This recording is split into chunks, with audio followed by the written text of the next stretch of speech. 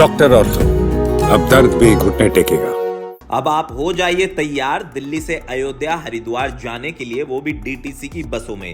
दरअसल दिल्ली सरकार 6 राज्यों के 17 शहरों में डीटीसी यानी दिल्ली परिवहन निगम की अंतर्राज्यीय बस सेवा को एक बार फिर से शुरू करने की तैयारी कर रही है। बस परिचालन के लिए रूट भी तैयार कर दिए गए हैं और इसको लेकर अंतिम मोहर लगना बाकी है।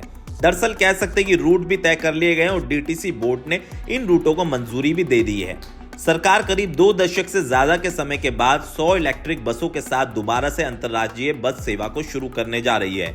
जानकारी के मुताबिक जिन राज्यों में बस सेवा का परिचालन की शुरुआत होगी उसमें उत्तराखंड का ऋषिकेश, हरिद्वार, देहरादून समेत 5 शहर होंगे। वहीं उत्तर प्रदेश की बात करें तो रामनगरी, अयोध्या, लखनऊ, मुरादाबाद समेत 5 शहर होंगे। वहीं राजस्थान के 3 शहर होंगे जिसमें अलवर, बीकानेर और जयपुर शामिल है। वहीं पंजाब के 3 शहर जिसमें गोल्डन टेम्पल जाने के लिए यात्रियों को आसानी होगी, जिसमें अमृतसर, पटियाला, चंडीगढ़ और हरियाणा और जम्मू कश्मीर भी शामिल किया गया है।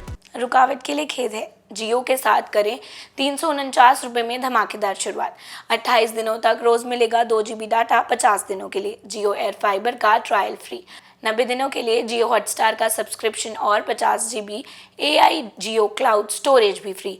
जल्दी करें, डिस्क्रिप्शन में दिए गए लिंक पर क्लिक करें और पाएं ये धमाकेदार शुरुआत। हालांकि कह सकते हैं कि सरकार के इस कदम से यात्रियों को काफी राहत मिलेगी और रूट तय करने के लिए पिछले रिकॉर्ड को आधार बनाया गया है।